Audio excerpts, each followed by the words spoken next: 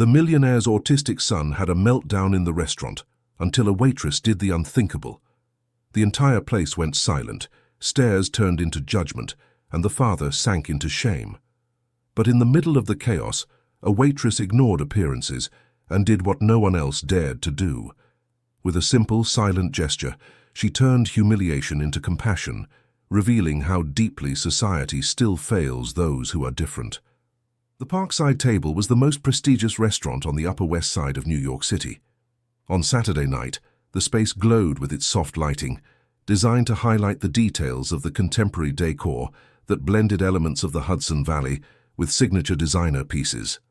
Elegant conversations mixed with the carefully selected ambient music, while the aroma of new American fusion dishes hung in the air. Roger Caldwell watched his son with apprehension. Matthew, 7 years old, fidgeted incessantly with the linen napkin, folding and unfolding it repeatedly with the precision of a small origami artist. Sweat trickled down Roger's temple as he checked his watch for the 5th time in the last 10 minutes. "Easy, son.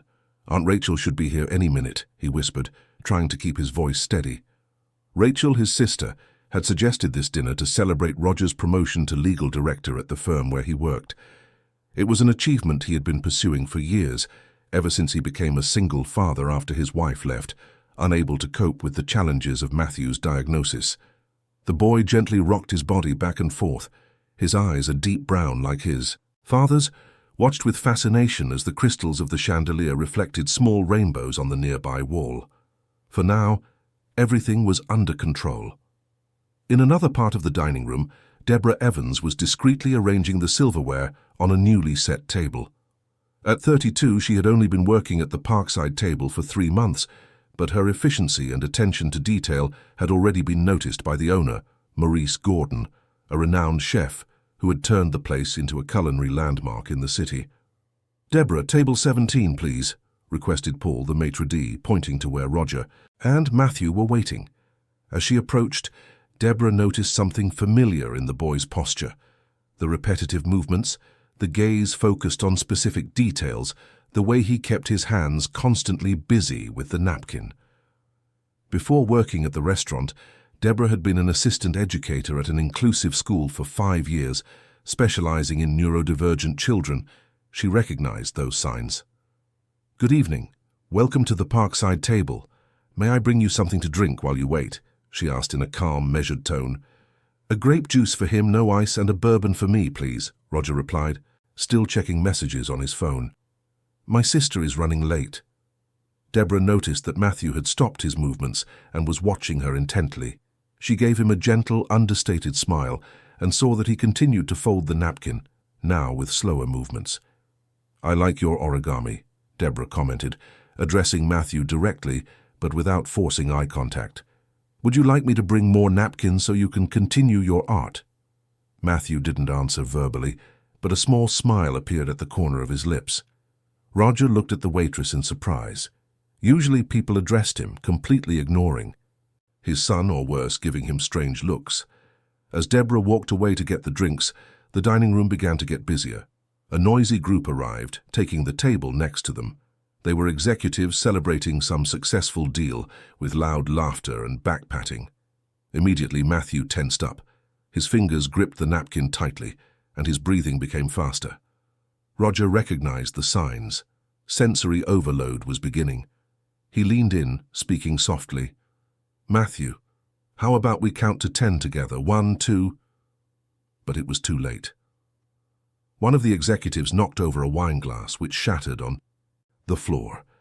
The sharp sound of the breaking crystal was like a needle piercing Matthew's senses.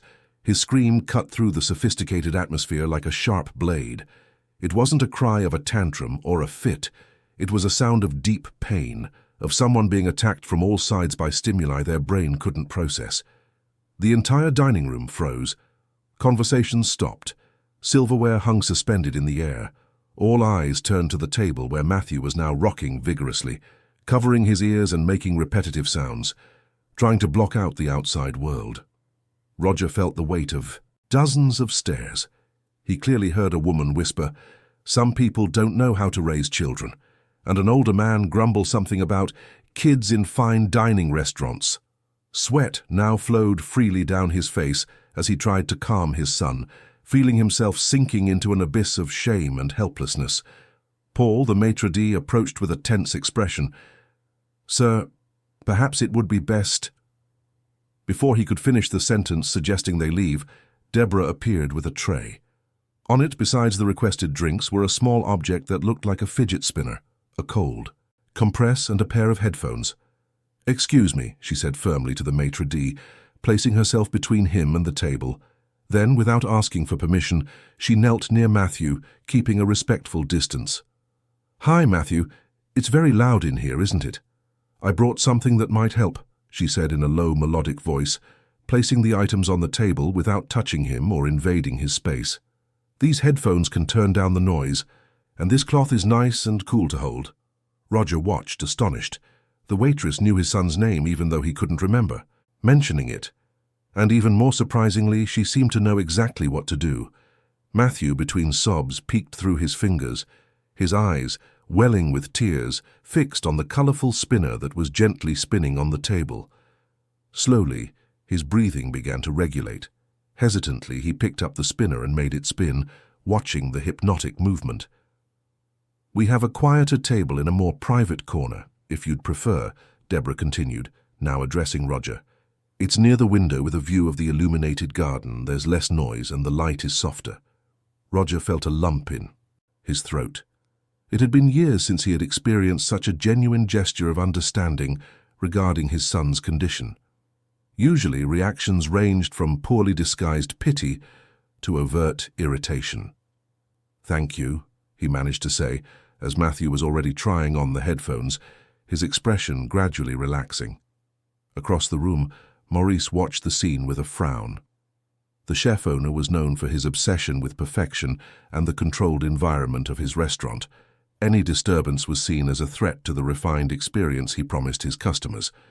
As Deborah guided the father and son to the more secluded table, the gazes of the other patrons followed them. Some with curiosity, others with relief at seeing the problem being removed from their vicinity, and a few with genuine empathy. Rachel finally arrived, looking confused at the sight of her brother and nephew moving to another table. Roger saw her expression and felt a pang of guilt. It was supposed to be a night of celebration, not another embarrassing episode caused by Matthew's special needs. What Roger didn't know was that this night would mark the beginning of an unexpected journey, not just for him and Matthew, but also for Deborah and for the Parkside table itself. A journey that began with a simple gesture of understanding, but would unfold into profound transformations in the lives of everyone involved.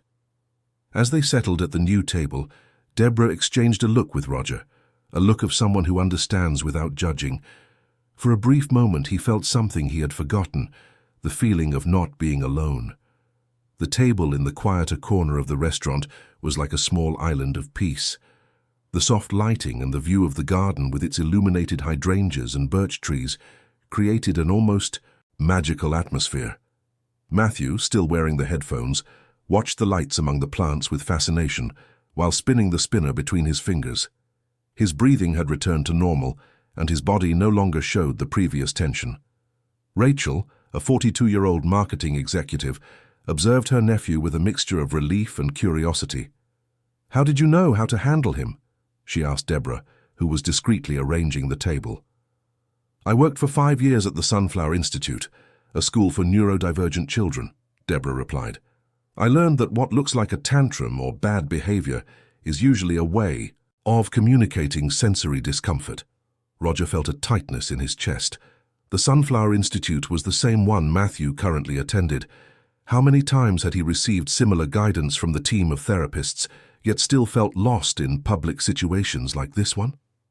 "Matthew goes to the Sunflower Institute," he said, meeting Deborah's eyes. "He started 8 months ago."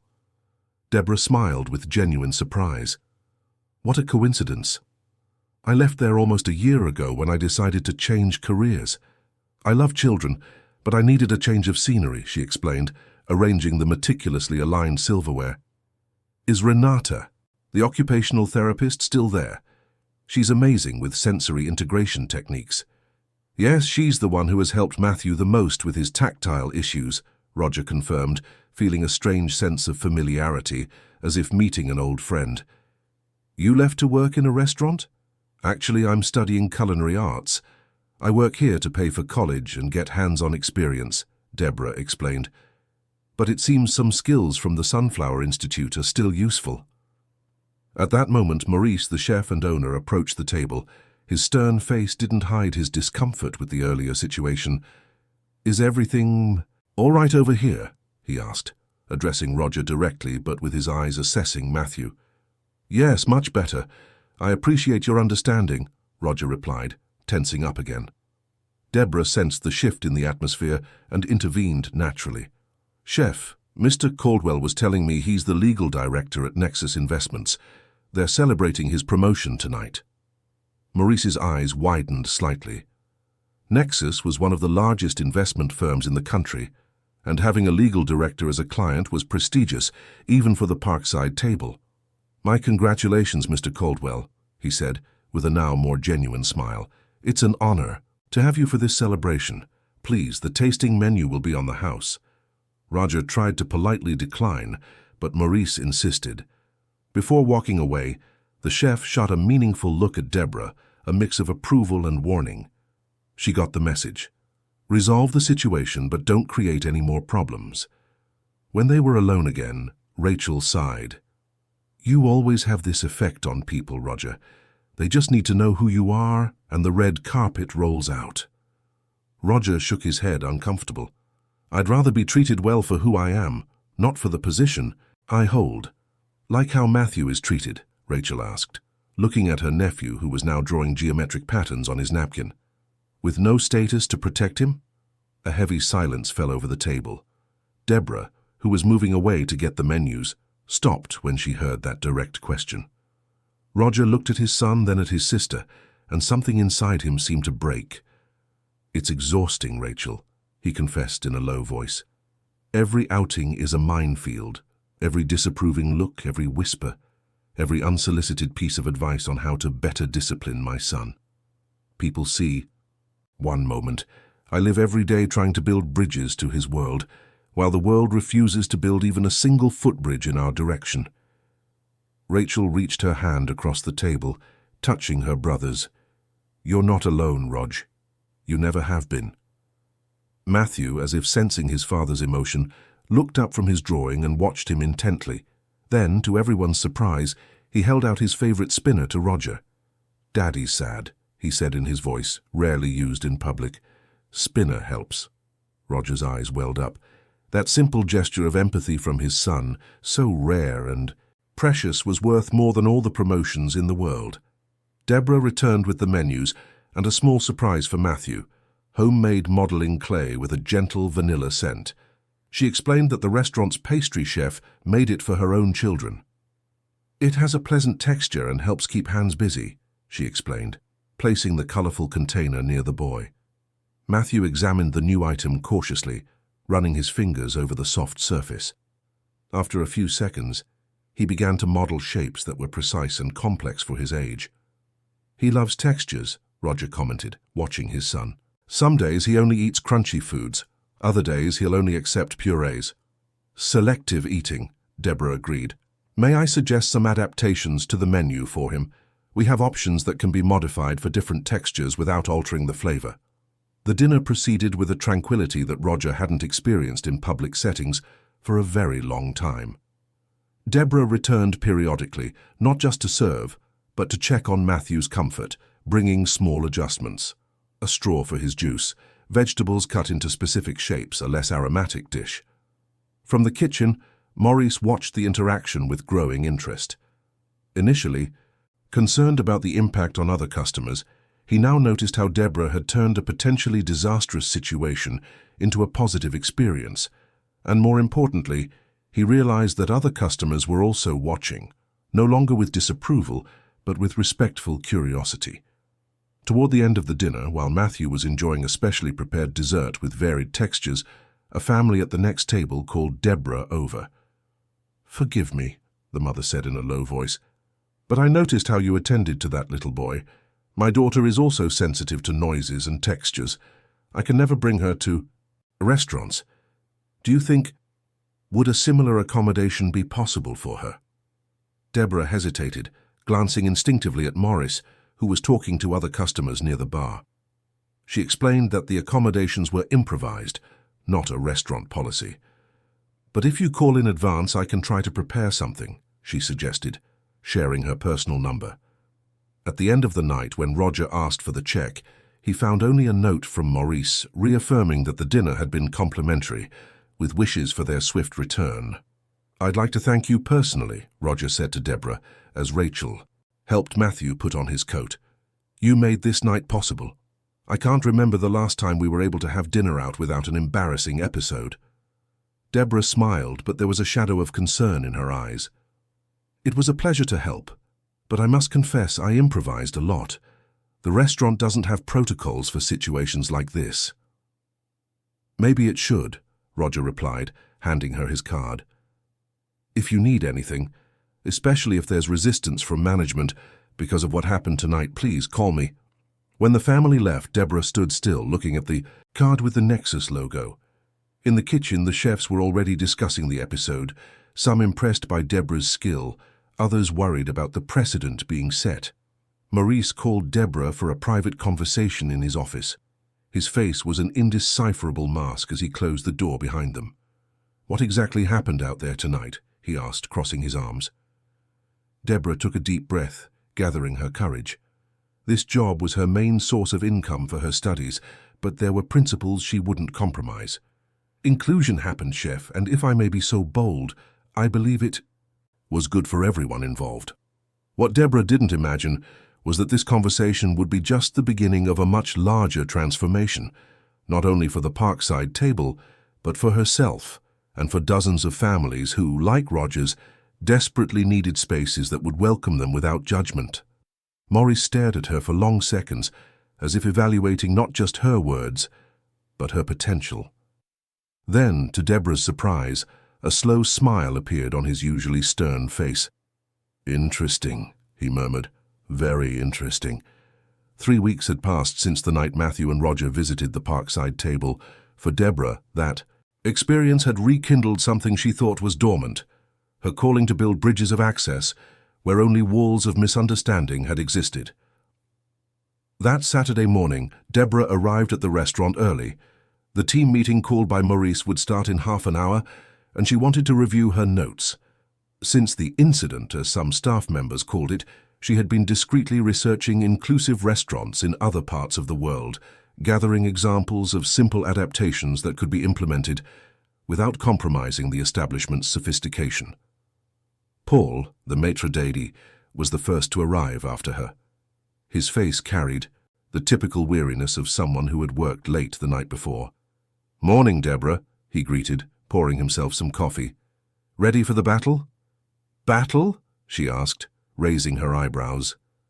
Paul gave a tired smile. "Luciana is furious. She said you opened a door that will be impossible to close." Luciana Miller was the restaurant's administrative manager, known for her obsession with protocols and her traditional view of what constituted a high-end dining experience. To her, children were already a problematic concession. Children with special needs represented a risk to the establishment's reputation. Gradually, the meeting room filled up. The section chefs, the sommelier, the most experienced waiters. Deborah noticed that in addition to the usual team, there were 2 unfamiliar faces. A woman of about 50 with short grey hair and red-framed glasses, and a young man who couldn't stop checking his phone. Maurice entered last, followed by Luciana. The chef clapped his hands twice, calling for everyone's attention. "Good morning, team. Before we begin, I want to introduce 2 people who will be joining us today. This is Helena Dawson, a consultant in accessibility and inclusion. And this is Charles Fisher, representing the law firm that serves the restaurant." Luciana couldn't hide a smile of satisfaction at the sight of the lawyer, as if his presence validated her concerns. Deborah, on the other hand, felt her heart race at the word accessibility.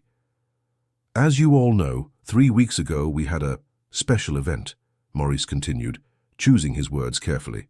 A customer with specific sensory needs was attended to in an adaptive manner by our team, more specifically, by Deborah. All eyes turned to her, and she felt her face grow warm. Since then, we have received 7 reservation requests mentioning similar needs. 3 of them have already been accommodated, with improvisations made by Deborah herself. And to my surprise, we received an email from the American Association for Inclusive Gastronomy congratulating us on an initiative that, frankly, we didn't even know we had started. A murmur went through the room. Some employees exchanged surprised glances, others looked worried. "That's why we're here," Morris concluded, "to decide whether these accommodations were an isolated case or if we should consider a permanent policy of inclusion." Luciana immediately took the floor. "With all due respect, Maurice, we need to consider the risks. The Parkside Table has built its reputation on a controlled, refined experience. Accommodations could compromise the quality our regular customers expect. Not to mention the additional costs," added Frederick, the pastry chef. "Special ingredients, staff training, extra prep time." "May I speak?" Deborah raised her hand, surprising herself with her sudden courage. Maurice nodded, curious. "I've been researching this topic. The adaptations we made were minimal, adjusting lighting and sound in one section of the restaurant, offering different texture options for existing dishes, small sensory objects like modeling clay and spinners that cost very little. The impact on cost would be minimal, especially compared to the benefit." "Benefit for whom?" Luciana questioned, crossing her arms. "For a tiny group that rarely frequents gourmet restaurants?" Helena, the accessibility consultant, cleared her throat gently. "If I may, I'd like to share some data. In the United States, it's estimated that over 5 million people are on the autism spectrum. Adding other conditions involving sensory hypersensitivity, we're looking at a significant portion of the population. It's not such a small group, and many have the purchasing power to frequent establishments like this, but they don't due to a lack of welcoming environments." Charles, the lawyer, finally looked up from his phone. "There's also the legal aspect. The Americans with Disabilities Act is clear about the obligation for commercial establishments to offer universal accessibility. While the law is more often associated with physical barriers, recent jurisprudence has been expanding the concept to include sensory and communication barriers." "Are you saying we're required to do this?" asked Paul, clearly uneasy. "Not exactly," Charles replied, "but it would be prudent, especially considering the client in question is the legal director of one of the country's largest investment firms." Deborah felt a pang of discomfort.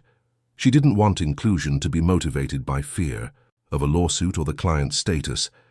"It's not about obligation but opportunity," she intervened. "Mr. Caldwell was so impressed that he's already returned twice since then, and he's brought other parents in the same situation." Maurice, who had been silently observing the debate, sat up straighter in his chair. "I received a call from Caldwell yesterday," he revealed. "He's organizing a corporate event for 80 people and wants to hold it here, on the condition that we can accommodate some guests with needs similar to his son's." A stunned silence filled the room. An event for 80 people represented a considerable income, even for a restaurant of the Parkside Table's caliber. Furthermore, Maurice continued, he mentioned the possibility of a feature in Cuisine and Art magazine about our pioneering work in sensory inclusion in high gastronomy. Apparently, the reporter is the mother of a child with auditory hypersensitivity. Luciana uncrossed her arms, visibly swayed by the prospect of free publicity in such a prestigious magazine.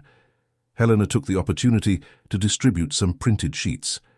"I've prepared a preliminary guide with simple suggestions that could be implemented in phases, starting with low-cost, high-impact adaptations." As everyone examined the material, Deborah recognized several of the suggestions she herself had researched. Helena had organized the ideas into categories: sensory environment, lighting, sound, aromas, food adaptations, textures, temperatures, presentation, communication, visual menus, advance warnings about busy environments, and staff training. "This seems surprisingly feasible," commented Amanda, the hot kitchen chef, who had been silent until then. "Many of these adaptations are simple extensions of what we already do for customers with dietary restrictions or specific preferences." Yes, but what about the experience of other customers? Insisted Frederick. If we start to dilute our concept to accommodate all sorts of needs, we'll lose our identity. It was then that Paul, to everyone's surprise, especially Deborah's, spoke in favor of the idea. Actually, I personally witnessed how Deborah handled the 3 families who came after the incident with young Matthew. It was discreet, elegant, and didn't interfere with the experience of the other guests. In fact, there was a couple at the next table who were so impressed they asked to meet the chef. Maurice smiled discreetly, as if he already knew this detail. Look, I know change brings resistance, Deborah said, gaining confidence, but I'm not proposing we turn the parkside into a noisy children's play area. Quite the opposite. I'm talking about creating small spaces of possibility, subtle adjustments that make all the difference for those who need them, without compromising the sophisticated experience we offer. Helena nodded in agreement. The concept is known as universal design, creating environments that work well for everyone, including those with specific needs. Often the adaptations benefit even those without declared needs. Who doesn't appreciate cozier lighting or the option of a quieter space in a restaurant? The meeting continued for another 2 hours, with heated debates on every aspect of the possible adaptations. In the end, Maurice, who had listened more than he had spoken, stood up with a determined expression. We're going to run a trial, he announced. We will implement the Phase 1 suggestions from Helena's plan with Deborah's support for 3 months. We'll evaluate the financial impact and the effect on the overall customer experience. If it's positive, we'll move on to the next phases. Luciana tried to argue about the initial costs, but Maurice raised his hand, cutting her off. Consider it an investment in innovation, and if it doesn't work, at least we'll have tried to make a difference. When the meeting ended, several employees approached Deborah, some curious, others apprehensive, but all wanting to better understand how they could contribute. Helena handed her a card, inviting her for coffee the following week to discuss the details of the staff training. As she gathered her notes, Deborah felt a presence beside her. It was Maurice. You've started something interesting here, Evans, he said, using her last name as he did when he was impressed. But it will be a path with obstacles. It's worth it, Chef, she replied with conviction. Believe me, it makes all the difference when someone simply says, You are welcome here just as you are. Maurice studied her for a moment as if trying to decipher a mysterious ingredient in a dish. This seems personal for you, he observed. Deborah hesitated, considering whether she should share. She decided she would. My brother has ADHD and Tourette's syndrome. I grew up watching how difficult it was for my family to do simple things, like go out for dinner. A small adjustment, a little understanding, would have made all the difference. Maurice nodded, a new respect in his eyes. We have 3 weeks until the Caldwell event. I want you to lead this project, Evans. Show me this can work. As Maurice walked away, Deborah felt the weight of responsibility and the thrill of possibility. There was a lot of work ahead, many resistances to overcome, but for the first time in years, she felt she was exactly where she was supposed to be, doing exactly what she was meant to do. Outside the restaurant, the midday sun illuminated the distant Empire State Building, its spire reaching toward the sky as if blessing new beginnings and unexpected possibilities. 2 weeks after the meeting, the Parkside table was beginning to transform, albeit subtly. To the unsuspecting customer, nothing seemed different. The elegance remained, the culinary excellence was impeccable, and the service was still refined. But to Deborah's trained eyes, the small changes were monumental. The dining room was now divided into discreetly marked areas with minimalist symbols, an area with softer lighting away from the kitchen, another with better acoustic insulation, and a third with a view of the garden, where foot traffic was lighter. The menu included small icons indicating the sensory characteristics of each dish: textures, flavor intensity, temperature. That evening, Deborah was supervising the dinner service with special attention. Roger Caldwell had made a reservation for himself, Matthew, and 2 other guests, Dr. Andrew Porter, a renowned pediatric neurologist, and his wife, Beatrice, an occupational therapist. The couple was a leading authority on serving neurodivergent children in New York, and Roger had mentioned they were interested in seeing the restaurant's adaptations. Nervous? Asked Paul, adjusting his tie as he watched Deborah rearrange the reserved table for the third time. "A little," she admitted. "Dr. Porter is an expert in the field.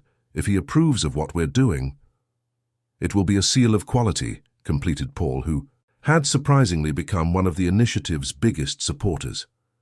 "But you're forgetting he's coming as Caldwell's guest, not as an inspector." Deborah smiled, grateful for the reminder. In recent weeks, Paul had proven to be an unexpected ally. After witnessing the positive transformation of an elderly customer when they offered noise-cancelling headphones to help him better participate in conversation, the maitre d' had become an enthusiast of sensory accessibility. At 7:30 p.m. sharp, Roger arrived with Matthew and the Porters. Deborah watched with satisfaction as the boy appeared visibly more relaxed than on his first visit. He was holding a Barty small book about dinosaurs, his special interest of the moment, as Roger had informed her when making the reservation. "Good evening," Deborah greeted, approaching calmly. "Welcome back to the Parkside table." "Hello, Deborah," Roger replied with a warm smile. "I'd like to introduce Dr. Andrew Porter and his wife Beatrice. They coordinate the multidisciplinary team that works with Matthew." After the introductions, Deborah led the group to the carefully prepared table. She had arranged a special little detail, a dinosaur origami made from the napkin inspired by Matthew's interest. The boy's eyes lit up when he saw the figure, and he immediately began to examine it with careful fingers. "Pterodactyl," he said with admiration. "Perfect wings." Dr. Porter observed the interaction with professional interest. "It's impressive how you integrated his special interest into the experience," he commented. "This attention to detail makes all the difference for children on the spectrum." Deborah handed out the menus, including a version specially adapted for Matthew, with photos of the dishes and simple descriptions of the textures and flavors. "We developed this format last week," she explained. "It's in the testing phase, but we've already noticed it facilitates communication not only for neurodivergent children, but also for foreign tourists and people with reading difficulties." Beatrice leafed through the sensory menu, visibly impressed. "This is exactly what we preach about universal design," she said, exchanging a meaningful look with her husband.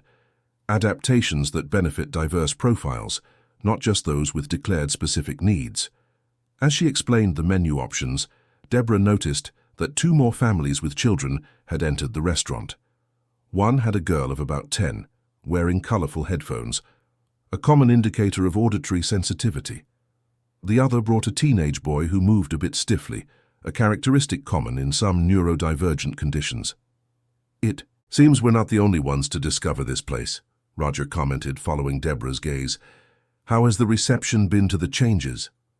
"Growing," she replied, feeling a pang of pride. "In the last 2 weeks, we've received 14 reservations mentioning specific sensory needs. But what's most interesting is that regular customers, without declared needs, are requesting the quieter areas and appreciating the new sensory cues on the menu." Dr. Porter nodded, satisfied. "It's what we always say, accessibility benefits everyone. A ramp isn't just for wheelchair users, but for those pushing strollers, the elderly, or someone with a temporary mobility issue." The dinner proceeded smoothly. Matthew, comfortable in an environment now adapted to his needs, was able to explore new flavors and textures, always with the discreet support of Deborah, who had trained the staff to serve dishes with clear and predictable explanations, avoiding unexpected sensory stimuli. At one point, when Matthew needed a sensory break, Deborah led him and Beatrice to a small adapted space near the restrooms, what the team had internally started calling the sensory corner, equipped with dimmable lighting, a few pillows with different textures, and an interactive board with soft lights. "You've thought of everything," Beatrice commented, watching as Matthew calmed down while manipulating the different textures. "How long did it take to implement these changes?" 2 intense weeks, Deborah replied, but the team embraced the idea with more enthusiasm than I expected, especially after we started receiving positive feedback. "And was there any resistance?" Beatrice asked, always practical. Deborah hesitated before answering. "Some are still afraid that we're diluting the high-end dining experience, but we're proving that elegance and inclusion are not mutually exclusive. When they returned to the table, they found Roger and Dr. Porter in an animated conversation with Maurice, who had come out of the kitchen to personally greet the guests.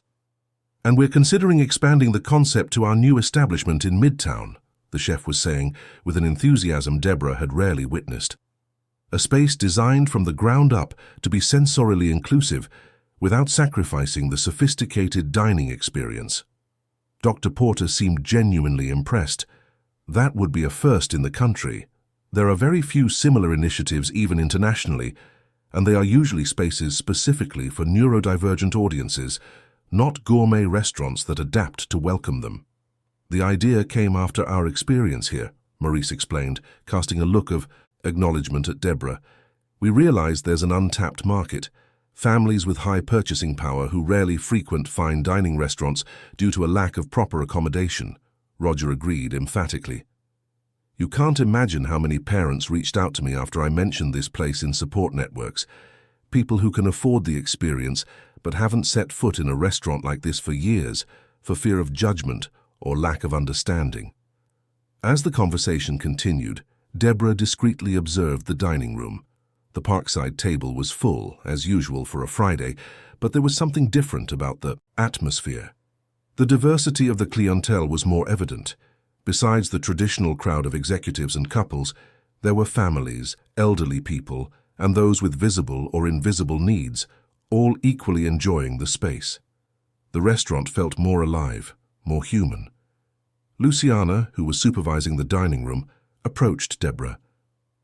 "I have to admit," she said in a low voice, with an expression that mixed surprise and reluctant admiration, "you proved me wrong. This month's numbers have exceeded all projections."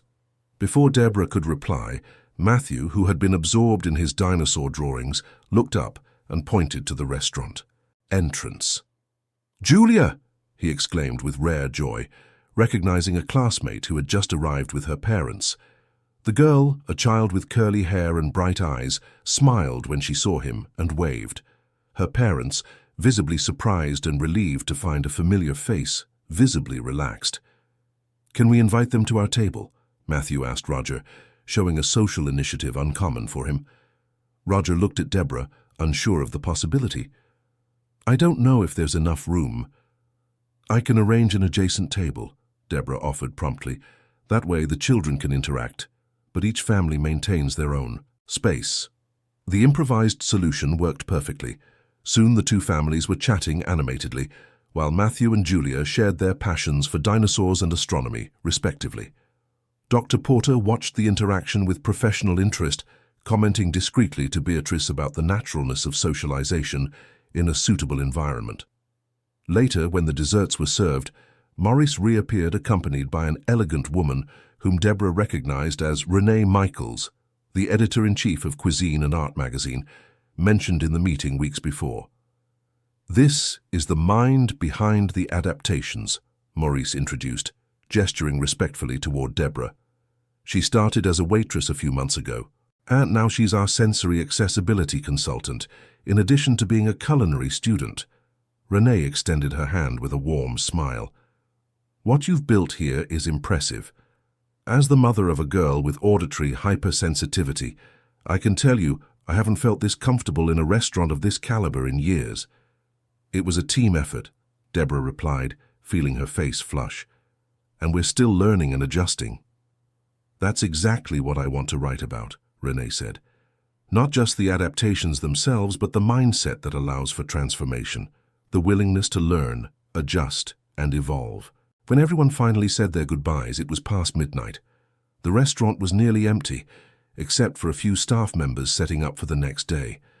Deborah, exhausted but deeply satisfied, was gathering her notes when she felt a small hand touch her arm. It was Matthew, who had returned from the restroom before leaving. In his hands was the pterodactyl origami, carefully preserved. "Thank you," he said, looking her directly in the eyes, a gesture Deborah knew was significant for children like him. "This is a safe place." Those simple words, "a safe place," hit Deborah with the force of a revelation. That was exactly what they were building, not just an accessible restaurant, but a sanctuary of possibilities, where diverse people could exist without masks, without the exhaustive effort to fit in, without the constant weight of judgment. Roger, watching the scene from the entrance, approached with teary eyes. "I don't know how to thank you," he said in a choked voice. "You're not just changing a restaurant, you're changing lives." As she watched the father and son walk out hand in hand into the New York night, Deborah understood that her own life had also been transformed. What had started as a temporary job to pay for college had become a mission, a purpose that united her two passions: gastronomy and creating spaces of belonging. Outside, the starry New York sky seemed to silently celebrate these small revolutions that, invisible to many, were reconfiguring the world for those who needed acceptance the most. And in Deborah's heart, a certainty was forming. This was only the beginning. The corporate event for Nexus Investments was scheduled for 3 days from now, and the Parkside table was buzzing with activity. There would be 85 people, more than the 80 initially planned, including high-level executives, international, investors, and 5 families with neurodivergent children and teenagers, at Roger's special request. Deborah was reviewing the floor plan for the 10th time, reconfiguring the tables to ensure the sensory zones were properly distributed. The restaurant would be closed exclusively for the event, which offered more freedom for adaptations, but also increased the pressure for perfect results. "I think we should move this table further from the service area," she suggested, pointing to the diagram. The noise of plates being cleared could be disruptive. Helena, the accessibility consultant, who now worked regularly with the restaurant, agreed. "And we can prepare some extra sensory kits, especially for the table where that investor's son from Chicago will be. From what Roger mentioned, he has more severe tactile and auditory hypersensitivity." Luciana, who had gone from skeptic to reluctant collaborator in recent weeks, approached with a to-do list. The noise-cancelling headphones arrived, but we only got 10 units instead of the 15 requested. The supplier said the rest will only arrive next week. "We can prioritize them for the children and teenagers," Deborah suggested, "and have some available to rotate among the adults who might need them." Maurice, who was overseeing the preparations, with growing nervousness, cleared his throat to get the team's attention. "This event is our big showcase," he reminded them. "If it goes well, we'll open up an entirely new market. If we fail—" "We won't fail," Deborah stated with a confidence that surprised herself. "We're prepared." The chef nodded, not entirely convinced, but willing to trust the team he had assembled. In the last few weeks, all employees had received at least basic training on neurodiversity and sensory adaptations. Some, like Paul and Amanda, had delved deeper into the topic out of personal interest. "Has the magazine confirmed their attendance?" Helena asked. "Yes," Maurice replied. "Renee Michaels is coming with a photographer. The article is scheduled for next month's issue, with a possible follow-up in a special feature on inclusive gastronomy at the end of the year." The feature would be the crowning achievement of a project that had started improvisationally and was now transforming into an innovative business model. Deborah was still amazed at the speed of the changes. In less than 2 months, the Parkside table had gone from a traditional fine dining restaurant to a pioneer in sensory inclusion, while keeping its reputation for excellence intact. "Oh, I almost forgot," Luciana said, returning with an envelope. "This arrived for you." Deborah opened the envelope and found an invitation printed on high-quality paper. "The American Gastronomy Institute is pleased to invite Deborah Evans to the National Conference on Culinary Innovation, where she will present the case study, Sensory Inclusion in High Gastronomy, the Parkside Table Experience." "Oh my God," she murmured, feeling her legs go weak. "This is the biggest event in the industry in the country." Helena smiled, not at all surprised. "It was a matter of time. What you all are doing here is revolutionary. And I'm not saying that as a consultant, but as someone who has worked in inclusion for 15 years and has never seen such a rapid and effective implementation." Deborah put the invitation in her bag, trying to process what this meant for her still fledgling career in gastronomy. From a student working to pay for college to a speaker at a national conference, all in a matter of weeks.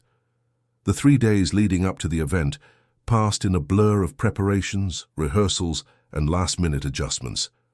The entire team worked in sync, even those who had initially resisted the idea. Even Frederick, the once skeptical pastry chef, had developed a special dessert menu with different textures and sensory intensities, each identified with discrete symbols. On the night of the event, Deborah arrived 2 hours early, wearing the new uniform Morris had commissioned for her. No longer the traditional black and white of the waitstaff, but an elegant navy blue suit with a small gold pin identifying her as the coordinator of inclusive experiences, a title that still made her smile in surprise when she heard it. "How are we looking?" she asked Paul, who was supervising the final table arrangements. "Everything's according to plan. The sensory kits are distributed, the zones are marked, the team is ready. Roger has called me twice already to confirm details, but I think it's just a father's anxiety." Deborah nodded, understanding that anxiety perfectly. For families like Roger's, every outing was a risky bet, an unknown territory full of potential triggers for meltdowns. The trust he placed in the parkside table was both a privilege and a responsibility. At 7 p.m., the first guests began to arrive. Roger led the way with Matthew holding his hand. The boy seemed more confident, though still cautious, exploring the now familiar environment with observant eyes. Close behind were Rachel, Roger's sister, and her husband Edward, a tall man with a warm laugh that immediately made Deborah like him. "Deborah!" Roger exclaimed, approaching for a restrained hug. He had learned that she, like many neurodivergent people, preferred more discreet physical contact. "Everything looks incredible. I can't wait to introduce you to our international guests." "Hi, Deborah," Matthew greeted, glancing up briefly. "I brought my new paleontology book to show you later." "I can't wait to see it," she replied, genuinely interested. In recent weeks, she had developed a special affection for Matthew, whose intelligence and sensitivity were increasingly revealed in a welcoming environment. Gradually, the dining room filled up. Executives in elegant suits, some accompanied by their families, mingled while waiters offered canapes and champagne. In a quieter corner, Deborah recognized Dr. Porter and his wife Beatrice, chatting animatedly with a couple she identified as the parents of Julia, Matthew's school friend. Renee Michaels, the magazine editor, arrived with a discreet photographer who captured the atmosphere without disruptive flashes, a requirement Deborah had insisted upon. Everything was going according to plan until a loud group of American investors entered, talking and laughing at a volume that immediately tensed the room. Deborah watched as Matthew and 2 other neurodivergent children reacted, stiffened shoulders, hands over their ears, wide eyes. Before the situation could escalate, Paul intervened with elegance, guiding the group to a more secluded area, discreetly explaining that there were designated zones for different levels of socialization. Confused at first, the Americans soon understood when they noticed the subtle signage and embraced the concept with curiosity. "Brilliant setup you have here," one of them commented, apparently impressed with the innovation. "Very thoughtful design." While that crisis was averted, Deborah noticed that the son of the Chicago investor, a 15-year-old named Philip, seemed particularly uncomfortable. He was leaning against a wall, breathing heavily, his hands moving repetitively. Approaching calmly, Deborah offered him noise-cancelling headphones and suggested a short walk in the outdoor garden, where she had created a small decompression station with comfortable seating and positive sensory stimuli. The teenager's father, Marcus Boone, a businessman known for his toughness in negotiations, watched the interaction with an expression that mixed surprise and restrained emotion. When Philip agreed to follow Deborah to the garden, Marcus approached Roger. "In 15 years of taking Philip to restaurants, I've never seen anyone approach him like that," he commented in a low voice. "Usually the staff talks to me about him, as if he's invisible or unable to understand." Roger smiled, understanding that experience exactly. "That's how it all started," he explained. Deborah was the first person who spoke directly to Matthew, who saw past the difficult behavior and recognized the person behind it. In the garden, Philip had already calmed down. Seated in a comfortable armchair, he was manipulating a small water feature with colored lights that Deborah had installed especially for the event, His face, once tense, now showed fascination. "I like how the light changes when the water moves," he commented, surprising Deborah with his articulation. "It's mathematical, predictable, but also variable." "Exactly," she agreed, sitting at a respectful distance. "It combines order and surprise like a good recipe." The teenager looked at her with renewed interest. "Do you see patterns in things too?" "Always," Deborah admitted. "In the kitchen, in the ingredients, in the chemical reactions. It's like a dance of molecules that we can predict, but that always holds little surprises."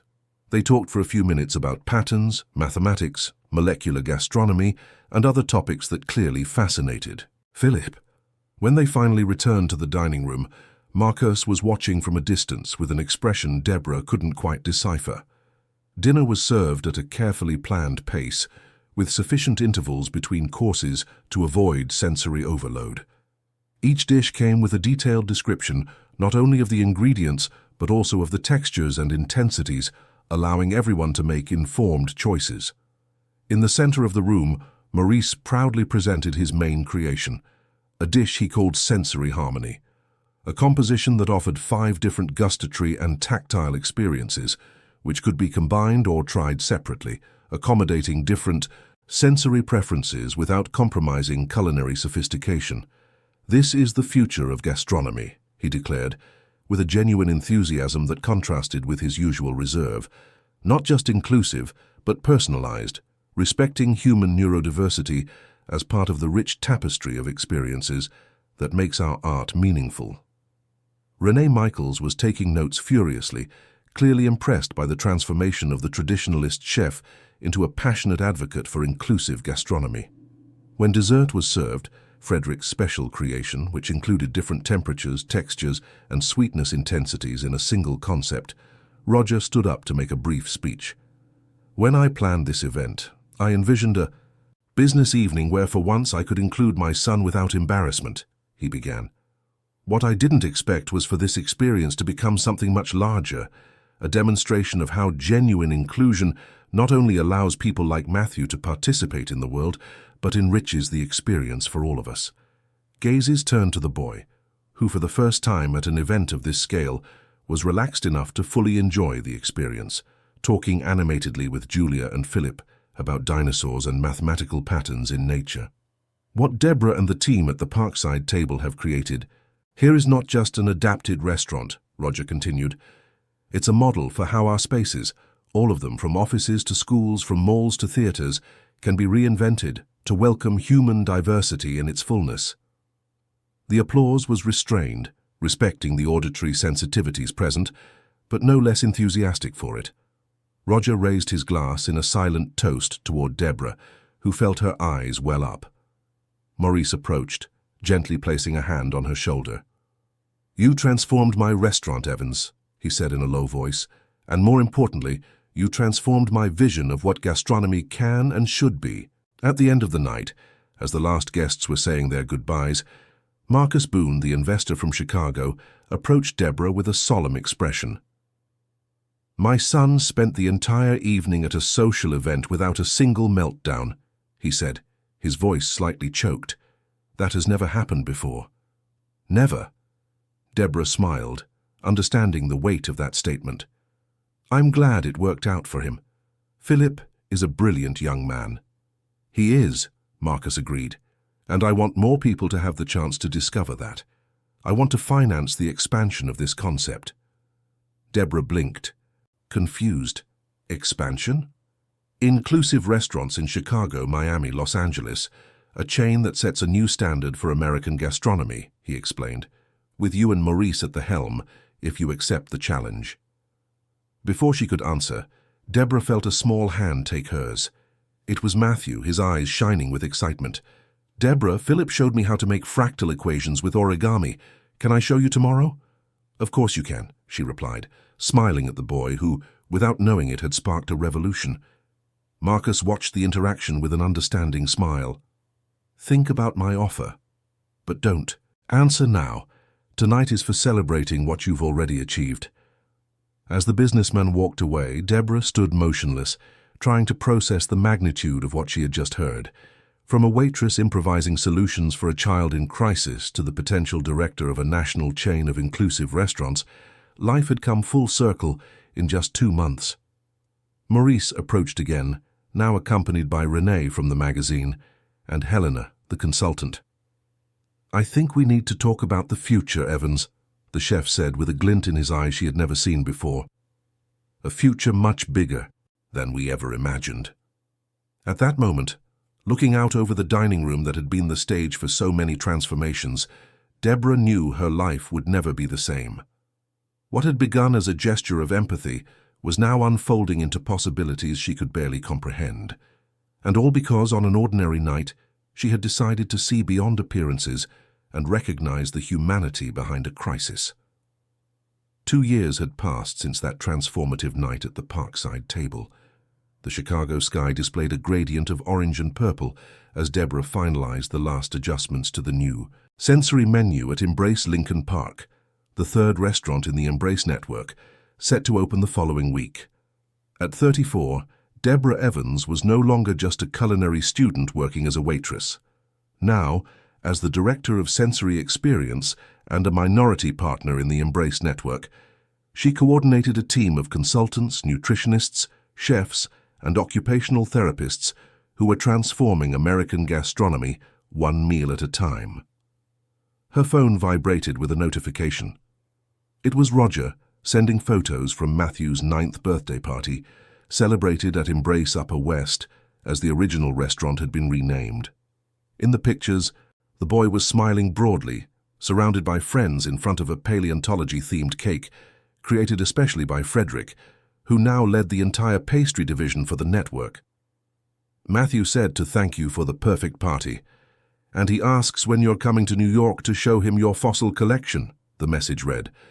Deborah smiled, remembering the small box of fossils she had started collecting after Matthew sparked her interest in paleontology. It was one of the many ways that unexpected encounter had changed her life in aspects that went far beyond the professional. Putting her phone away, Deborah surveyed the still-empty dining room of the new restaurant. Unlike the original, which had to be adapted, Embrace Lincoln Park had been designed from the ground up to be sensorily accessible. The architecture considered distinct acoustic zones, adjustable lighting, controlled ventilation, and decompression spaces integrated into the elegant design. Everything looked natural, sophisticated. Accessibility was not an add-on, but an intrinsic part of the place's identity. "It turned out beautifully," commented Helena, who was now the director of accessibility for the network and one of the key figures in team training. "Each restaurant is better than the last." "We've learned a lot in these 2 years," Deborah agreed. "I still remember when we were improvising with homemade modeling clay and headphones back at the original place." The two laughed, recalling the early days when everything was experimental and intuitive. Now, the Embrace Network had established protocols, ongoing research, and partnerships with universities and institutes specializing in neurodiversity. "Speaking of learning," Helena said, handing a magazine to Deborah. "The Cuisine and Art special on the network's 2-year anniversary is out. Renee did an incredible job. On the cover was an elegant photo of Embrace South Beach, the network's 2nd restaurant, opened the previous year. The headline proclaimed, 'Sensory Revolution, How a Crisis Transformed American Gastronomy.' The article traced the journey from the incident with Matthew to the restaurant chain that now employed over 150 people, including a vocational training program for neurodivergent youth that had become a benchmark in the country. Deborah felt a deep sense of pride as she read testimonials from families who could now enjoy high-quality dining experiences without the weight of judgment or exclusion. "It's amazing how far we've come," she commented, running her fingers over a page showing a photo of her with Morris and Marcus, Boone at the opening of Embrace South Beach. "And this is just the beginning," Helena replied. "International interest is only growing. I've received 3 invitations to speak at conferences abroad this month alone." Deborah's phone rang again. It was Paul, the former maitre d' who now managed Embrace Upper West. "Guess who's here?" he asked, not waiting for an answer. "Luciana. She came with her niece, who is apparently on the spectrum. She seems different. Softer, you know. She asked me to send her regards." Deborah smiled, remembering how the former administrative manager had been one of the most critical voices at the beginning of the project. Seeing Luciana now embracing the concept with her own family was further proof of how understanding could transform perspectives. "Tell her I'll be in New York soon to visit, and that I'm happy she stopped by." After hanging up, Deborah continued her walk through the restaurant, checking the final details before the grand opening. In the kitchen, the team was working on the final menu tests, which now included dishes with detailed sensory descriptions and options for different profiles, without ever compromising on quality or presentation. Carla, the new chef recently hired from a Michelin-starred restaurant in Paris, was enthusiastic about the concept. "In France, we are just beginning to discuss sensory inclusion," she commented as she finished a dish. "You all are years ahead. That's why I wanted to come work here." "We were forced to innovate out of necessity," Deborah explained. "Sometimes the best ideas are born from unexpected challenges." As evening fell, when the final preparations were complete, Deborah received a surprise visit. Roger and Matthew had traveled to Chicago specifically to see the new restaurant before the opening. "We couldn't miss it," Roger explained, embracing her warmly. It all started with us. Matthew, now taller and more confident, but with the same observant and intelligent gaze, explored the space with curiosity. "I like the color-coded zones," he commented, referring to the discrete system that indicated different levels of sensory stimulation in each area. "It's logical and beautiful at the same time." "It was inspired by that fractal mathematics book you showed me last year," Deborah replied, observing with satisfaction how the boy had grown not only physically, but in his ability to interact with the world. While Matthew explored the kitchen, guided by Carla, Roger, and Deborah sat at a table near the window, contemplating the Chicago skyline as it began to light up. "Sometimes I wonder what would have happened if you hadn't been working that night," Roger reflected. "If it had been any other waiter, they probably would have asked you to leave," Deborah completed, acknowledging the still common reality in many establishments. "And we never would have known what we were capable of together." Roger nodded thoughtfully. "You know what impresses me the most? It's not just neurodivergent children who benefit, it's everyone. I've heard so many customers comment on how they prefer the experience at Embrace restaurants, the tranquility, the ability to choose the level of stimulation, the clarity of the information." "Universal design," Deborah commented, repeating the concept Helena so often emphasized. "When you design for the margins, you improve the experience for everyone in the middle." Deborah's phone rang again. It was Maurice, letting her know he was running late for the pre-opening dinner because his meeting with international investors had run long. The Embrace network was now attracting interest from hotel groups and premium restaurants around the world, eager to implement the pioneering model developed in the US. When she hung up, Deborah found Matthew standing in front of her, holding a small object. "I made this for you," he said, holding out a complex origami butterfly. "It's made of a special paper that changes color with temperature. I thought it matched what you do, transform things." Moved, Deborah accepted the gift, recognizing the depth of the gesture. That butterfly perfectly represented their journey, the transformation, the unexpected beauty that emerges from processes of change. At 7 p.m., the restaurant began to welcome special guests for the pre-opening dinner. They were journalists, influencers, partners, and most importantly, families who had been instrumental in shaping the Embrace concept over the past 2 years.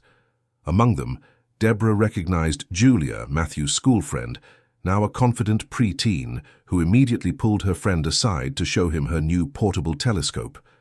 Philip, the teenage son of investor Marcus Boone, now 17, was chatting animatedly with a group of young people at one of the tables, all participants in the network's vocational training program.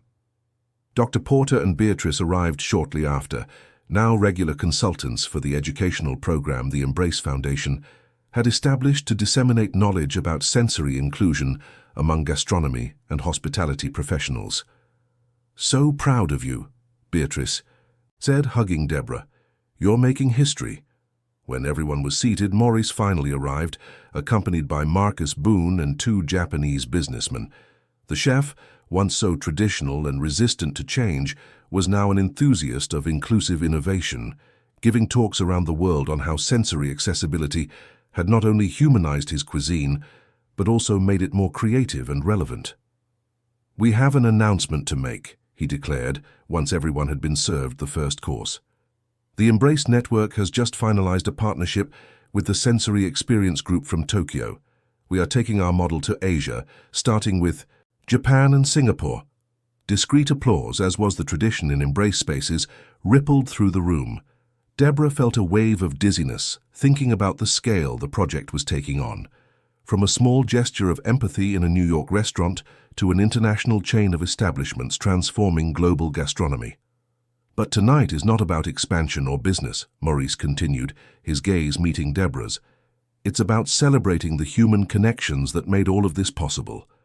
It's about recognizing that, behind every behavior we don't initially understand, there is a person seeking to be seen, heard, and welcomed in their entirety." As the dinner proceeded, Deborah watched the room filled with diverse people sharing a high-quality dining experience, each in their own way. Some wore noise-canceling headphones, others preferred specific textures, some periodically retreated to the decompression spaces, and it all happened naturally, without judgment, without awkwardness. Later, when dessert was served, a special creation inspired by Matthew's origami butterfly, with elements that changed color and texture throughout the tasting, Roger rose again for a toast. "2 years ago, I walked into a restaurant believing it would be another night of embarrassment and isolation," he began. "I left with renewed hope. Today, I see my son and dozens of other neurodivergent children and adults occupying spaces that were once denied to them. And I see a world that is slowly beginning to understand that true sophistication lies not in exclusivity, but in the ability to include with elegance and respect." Deborah's eyes welled up as she felt the weight of those words. She remembered the insecure young woman who had improvised solutions that night, never imagining the waves that small gesture would set in motion. How could she have known that a cold compress and a fidget spinner would result in a quiet revolution in American gastronomy? After dinner, while the guests socialized, Matthew approached Deborah, who was watching the city from the window. "I'm writing a book," he announced, with the direct objectivity that characterized him. "About how small changes can have big impacts, like the flapping of a butterfly's wings." "The butterfly effect?" Deborah commented, smiling at the symbol that now seemed even more significant. "Yes," Matthew agreed. "I wanted to interview you, to understand what it was like on that first night to make the decision to help." Deborah reflected for a moment. "It wasn't a big decision, Matthew. It was just humanity. Seeing beyond the behavior and recognizing the person, something we should all do naturally. But not everyone does," he observed with the simple, direct wisdom that often surprised the adults around him. "And that's why we need to tell this story, so more people will understand." At that moment, watching the boy who had inadvertently started it all, Deborah understood that her work was just beginning. The restaurants were just the start. The real revolution would be cultural, transforming the way society viewed and welcomed human diversity in all its manifestations. As the night drew to a close and the guests said their goodbyes, Deborah contemplated the origami butterfly in her hands, now gently changing to shades of blue as the room's temperature dropped. Like that delicate and complex creation, the journey they had all traveled was the result of countless small folds and transformations, some planned, others unexpected, all necessary. And just as the butterfly emerges from the chrysalis completely transformed, yet carrying in its DNA the essence of who it has always been, the world of American gastronomy was now reinventing itself, embracing inclusion not as an appendix, but as a fundamental part of its identity. On the Chicago horizon, the city lights created artificial constellations that rivaled the starry sky. For Deborah, each of those lights represented possibilities, new restaurants, new spaces, new minds opening up to a concept of acceptance that transcended gastronomy and touched the very core of what it meant to build a community. And it was all because, on one seemingly ordinary night, someone had decided to look beyond the obvious and see the silent plea for understanding hidden behind a scream. End of story. Dear listeners, we hope the journey of Deborah, Matthew, and all the characters who transformed the Parkside Table has touched your hearts. This story reminds us that small gestures of understanding can trigger profound transformations, not only in the lives of those who receive the gesture, but in an entire society. To continue experiencing emotions like this, we have a special playlist with other inspiring stories about inclusion and empathy. Find it by clicking the link beside this. If this narrative about how small acts can create big changes touched your heart, don't forget to subscribe to the channel and leave a like. Every day we bring unique stories that explore the complexity of life and celebrate human diversity in all its forms. Share your own experiences in the comments about moments when a small gesture of understanding transformed a difficult situation. Together, we can inspire more acts of acceptance in our daily lives